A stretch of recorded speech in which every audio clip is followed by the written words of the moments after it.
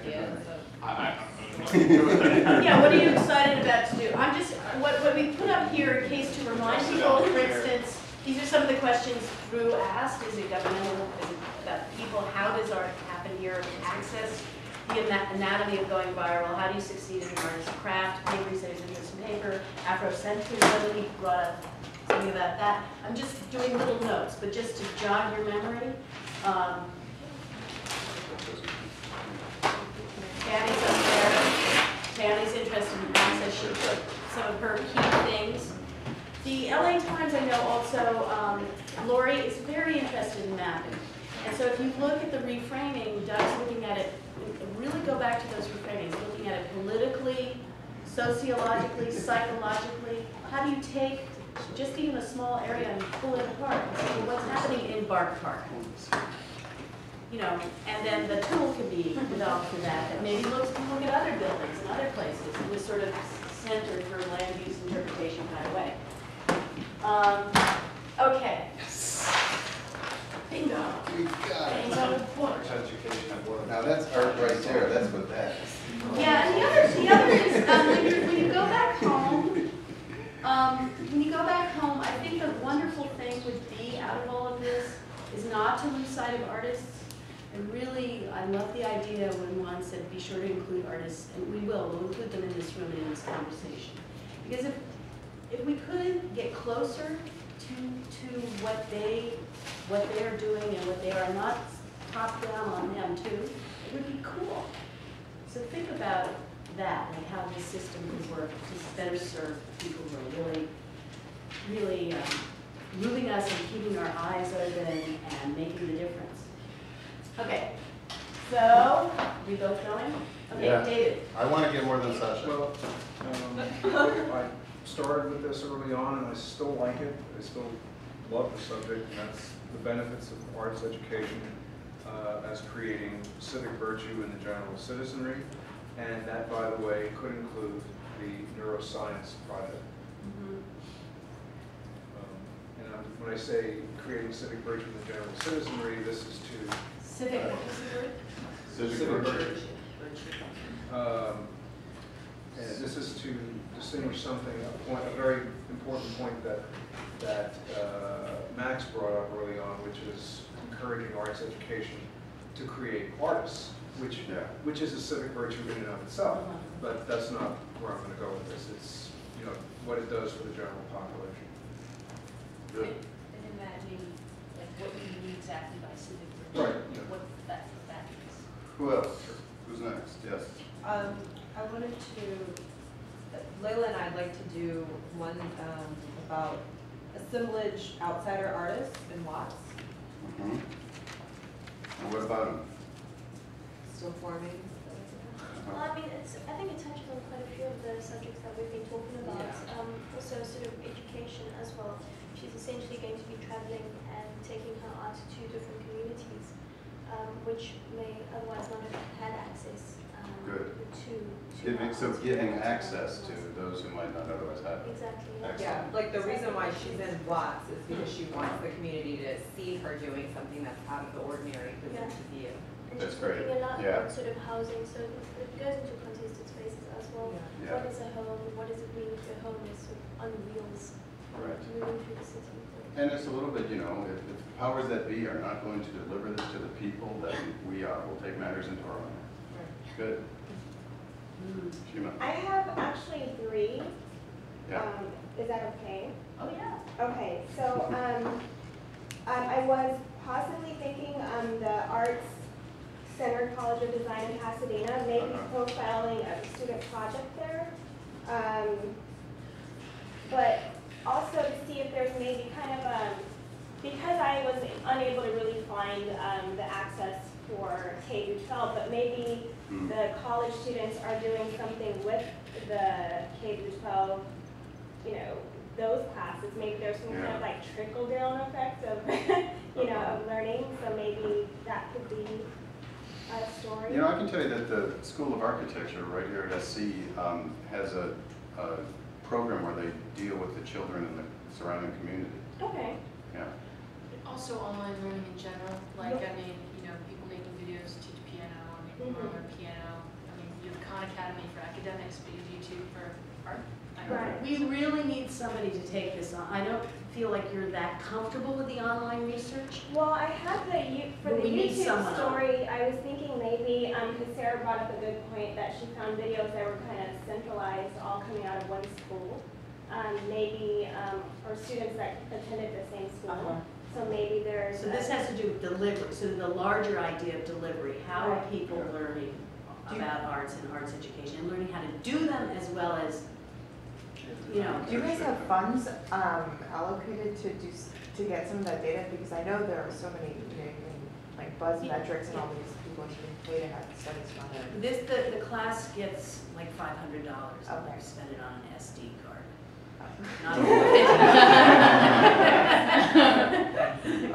Do we? And then Okay. the last one. And that actually is an important point. If you need funding, come and let me know. I'll try to be fair to each of you, you know, if you have a What's an crisis. SD card? To videotape the class. Oh.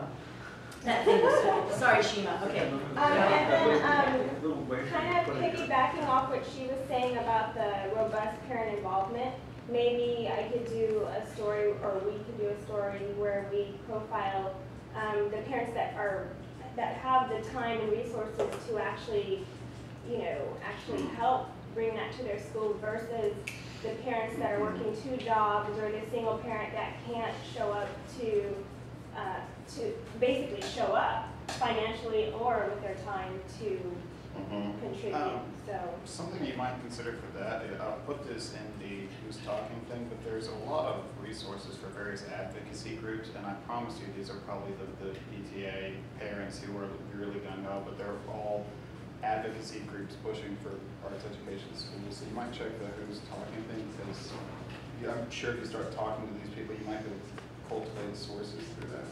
Okay, I'm worried that we're not gonna get to everybody. And just for on this. that one thing, Yeah. like when you find the parents that can't, maybe what are their kids doing for arts? Okay, yeah, right. And I want to give you a tip that I think will help this coming week's pitches.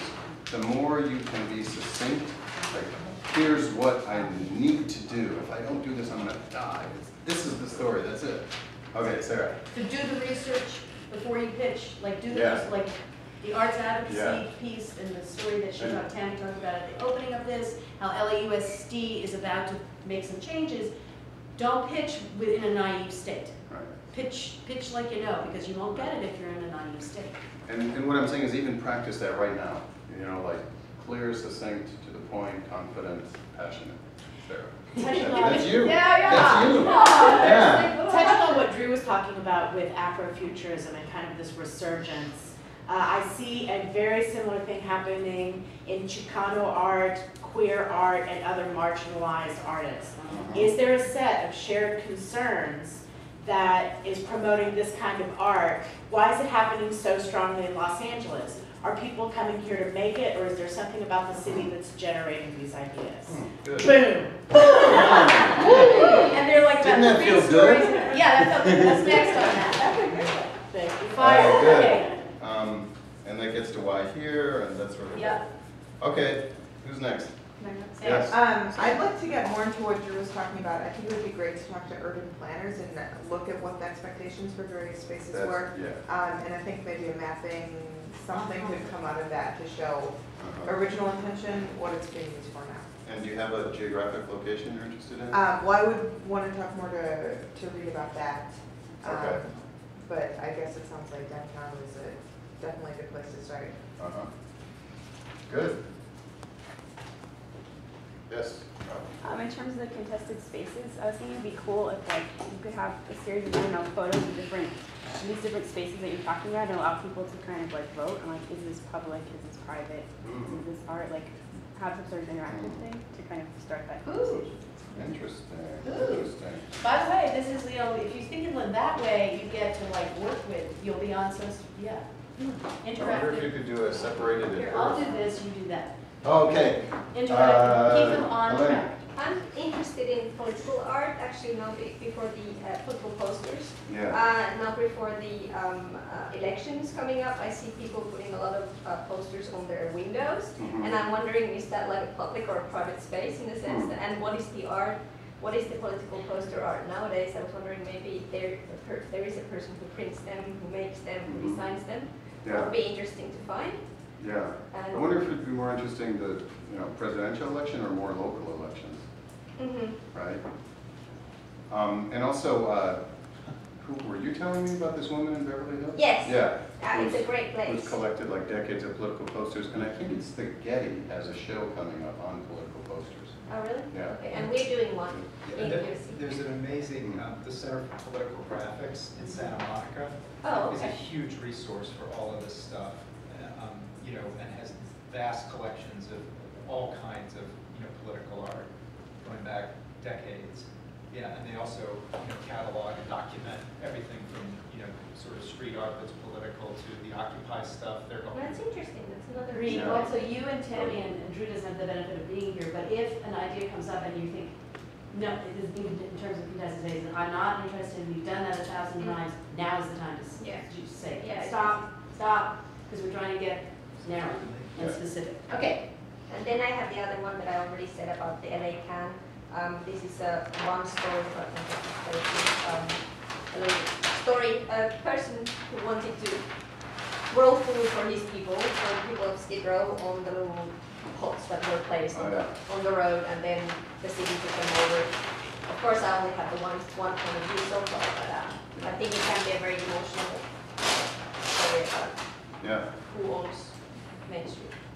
Who owns?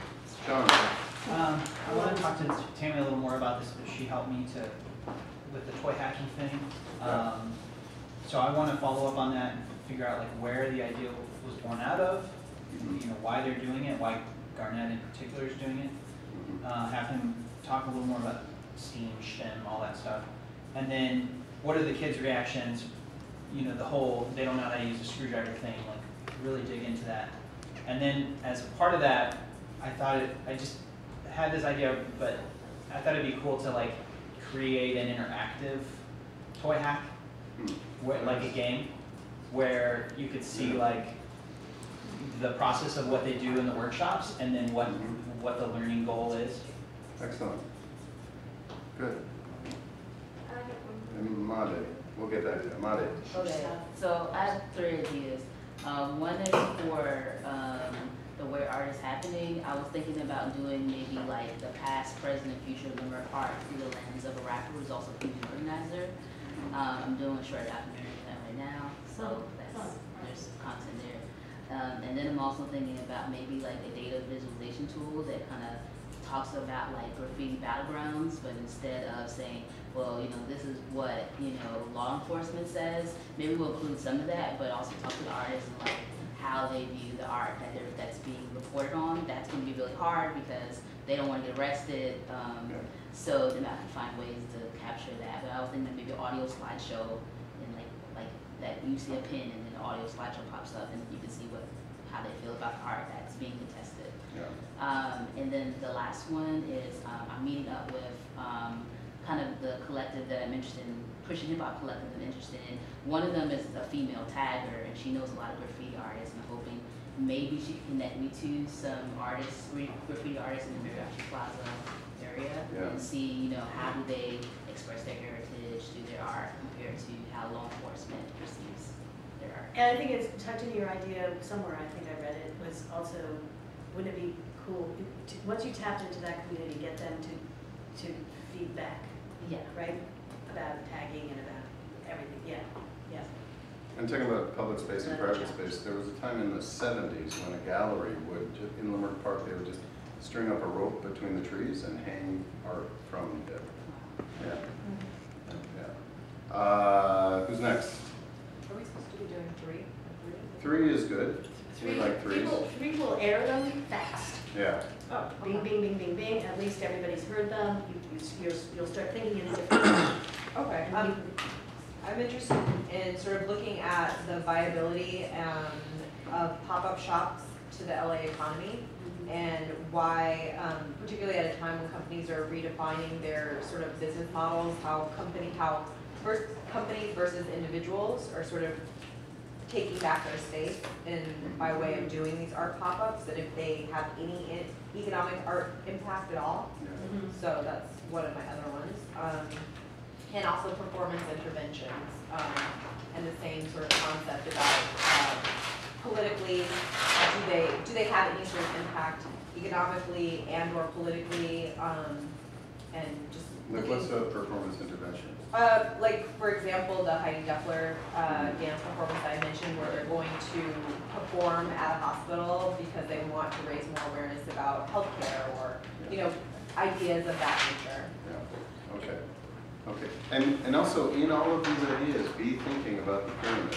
Yeah. Right, be thinking about, because that's, we're gonna need that in your pitch for Thursday.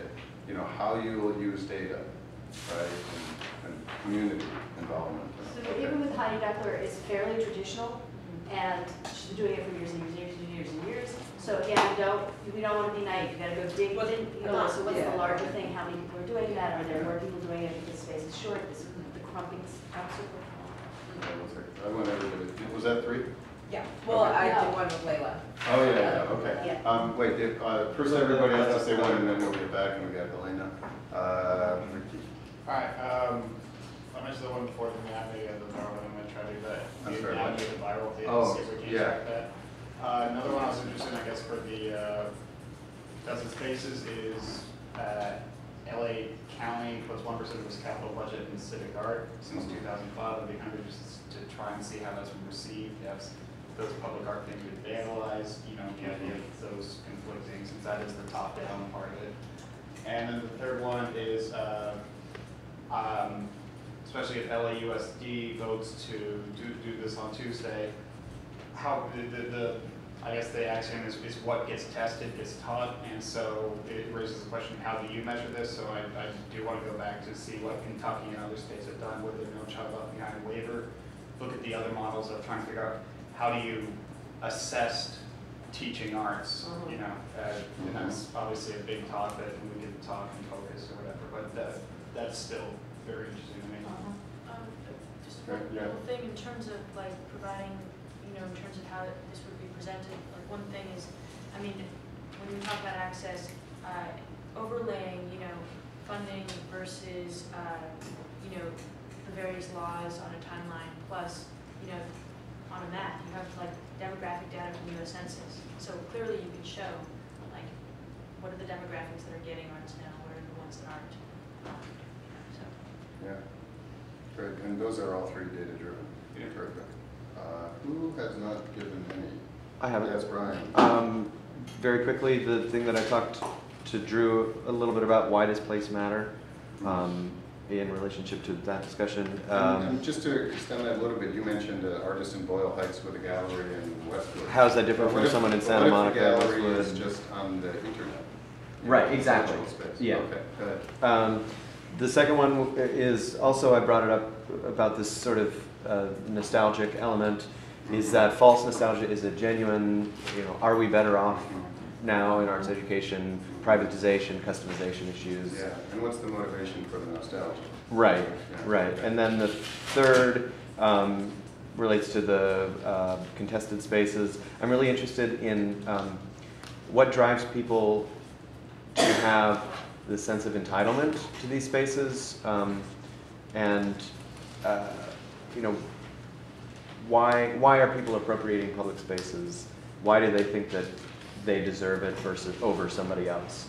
And that relates to you know, graffiti, that relates to people that throw seed bombs, that relates to people that, you know, want to pick a lemon off a tree. Just kind of like it's that expectation versus utilization thing, I think.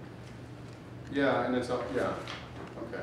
I mean, it gets to private property and Right. ownership, and, yeah, and feeling left out. Yeah. Yeah, Sarah.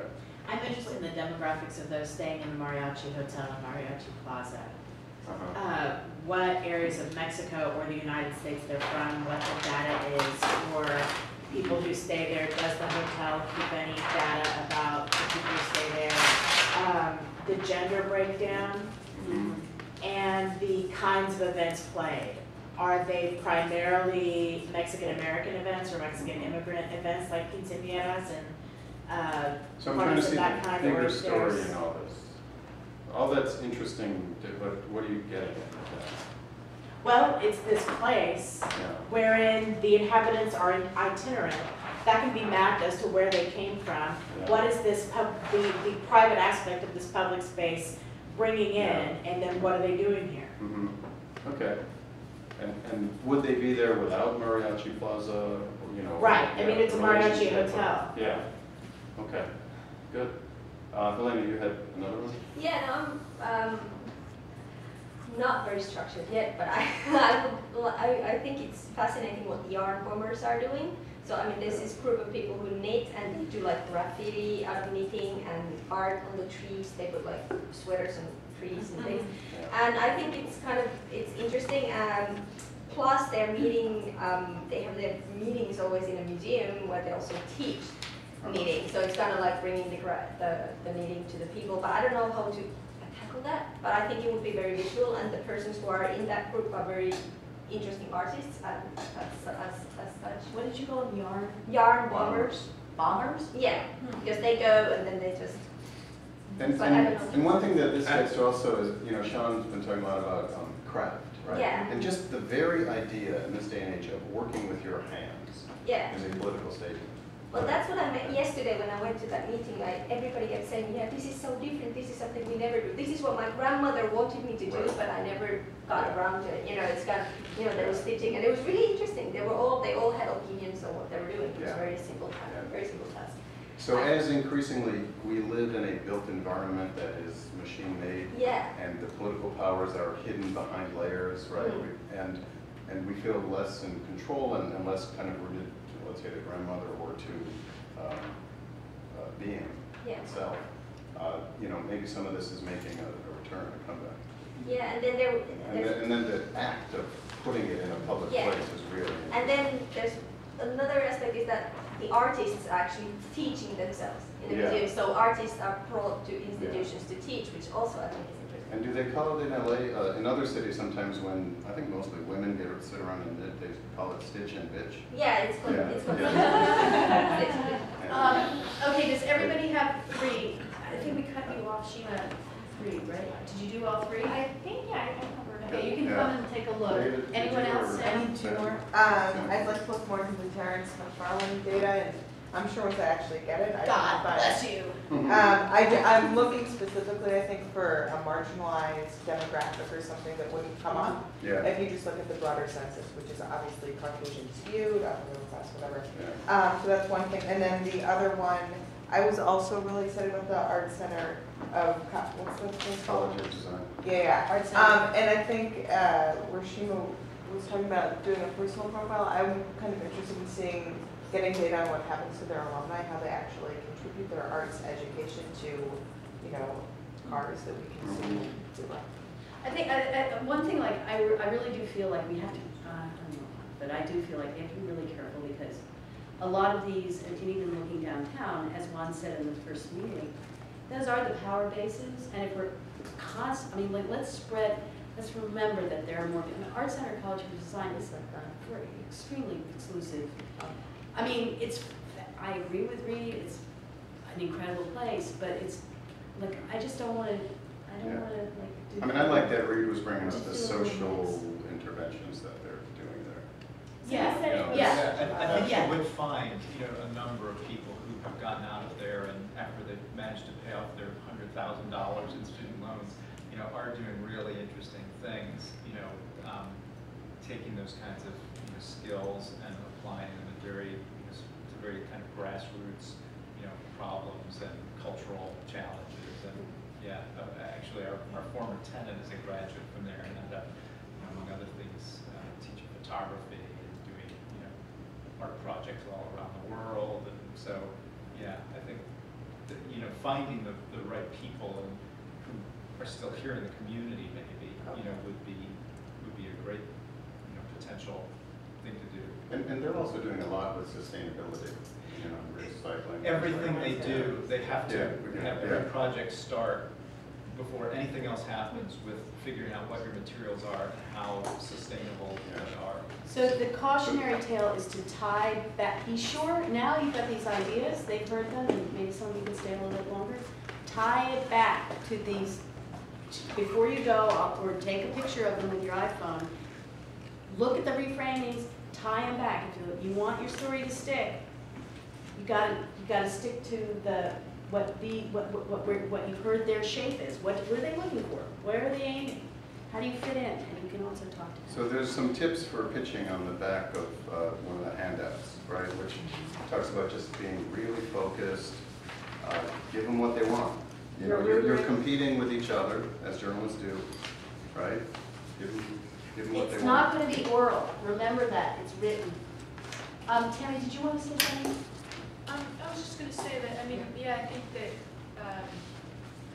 I think looking at how, I mean, yeah, it's an exclusive, it's probably more elite, you're just looking at, you know, cream of the crop in that school, but that said, then, what does this cream of the crop do? I mean, at the very beginning, we spoke about fine arts, a lot of people coming out with fine arts degrees, so what happens? You know, so I think, Yeah. I think that is, But you know, you need to mention that. So you're talking about theater data, who goes to see theater, and right, and you're talking about Mariachi Plaza and all that. So the other day I was at one of these day labor places where the guys are hanging around waiting, right? And they were actually putting on a play. One had a guitar, and a couple were acting out, you know, stories from back home, and that's theater. So how come that's not measured in, how come this alliance doesn't measure that? Do they care about it? Is it, you know, I mean, that's a story that I've never read anywhere. Yeah. In Van Nuys, who was criticizing Van Nuys? Drew's gone. It was in Van Nuys. Outside the paint stores, where there are day laborers lining up, you know, for paint jobs during the course of the day. I know exactly. Yeah. What do you think they do all day long? Yeah. There's a theater company that like actually does that officially. I think it's a Nice. Cornerstone. I think. Yes, that's right. Yeah. Nice. Puts on All right. plays with those guys. So Sasha's going to sum up for us. Yes, well, I sum up in a very boring way. I just, before Brian leaves, I just need to, and I know Shima had her hand up too. Okay, just a few little, tiny little Wait a minute, matters. the end is all important. Okay, these are really, this is not a big philosophical summit, and some of it may not apply to you, but I need you all to hear it. On October 15th, that's coming up, right, on Monday, your elective schedule is up online, okay? We start all over again. Robin, I know like you have a couple of cinematic arts classes that are going to go like that. So if there are any kind of classes that you have your eye on now, and you know they're going to go fast, cinematic arts goes fast. October 15th, get in line, get there. You know, if you need advice and advisement, Tim and I are your advisors. On October 15th, you also have your thesis stuff due. You need to have picked your chair. With your chair, you have consulted about who your other committee members are. You have a pitch that is due on October 15th. Okay? What I also want to say is I really understand, I want you all to know traditionally and historically this week, this 6th week, is the hellest, most awful week, most hellish week. It will get better because this is the moment. This is the moment when the old world you were living in collides with academics, and all of a sudden you've had midterms, you've had mid-papers, and those other wonderful electives and core courses you're taking are just beating you up, and you will get used to it. You will get used to it because that is the way this goes from here on, especially if you're doing this in 9.5 months. It gets easier, it gets better. You must, and you two missed my ship metaphor, which I will give you. No, I did You hear caught the ship. But really just communicate. You told me, I'm so overloaded with work on Mondays and Tuesdays, don't go near me, okay? It's fine, you know, just that's fine. You didn't say it like that. It was great work life. But, so I want to know that. You will anticipate, part of what I handed out to you was the homework assignment. Don't go by what you're hearing from me in class. Read it. Read it carefully. Okay? Look at the rubric. Read it carefully. Flip everything over. You are not pitching orally, you're pitching on paper. It is due at noon on Thursday so that we can read it. When you come into class on Friday, we will know what stories you're going to do. You're going to hear. Okay? You get 10 points for if you're chosen for one story, 20 if you're chosen for 2, 30 if you're chosen for 3.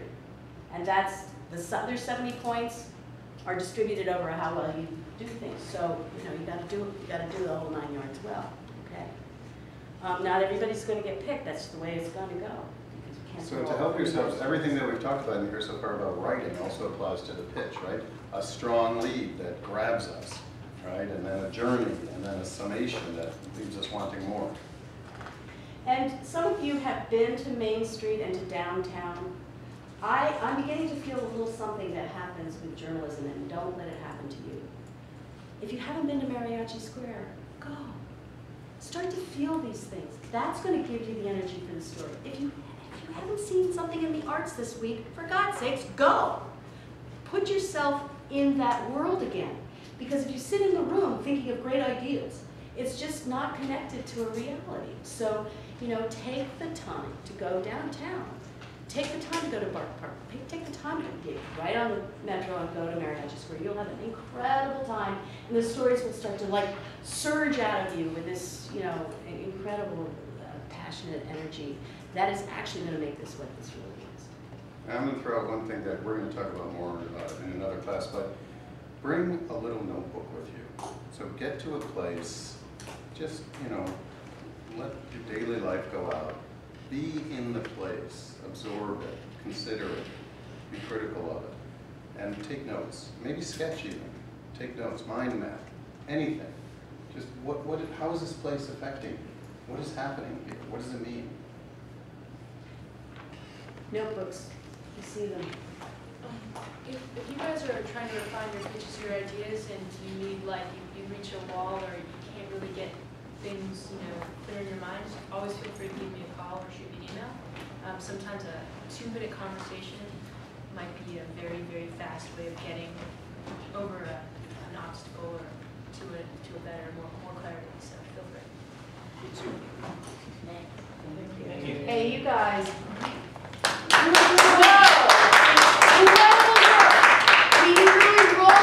Give yourselves a hand. And I can tell, you can tell when you're passionate about the subject. It just, it's so fertile, it's really incredible. Thank you for coming. Both of you.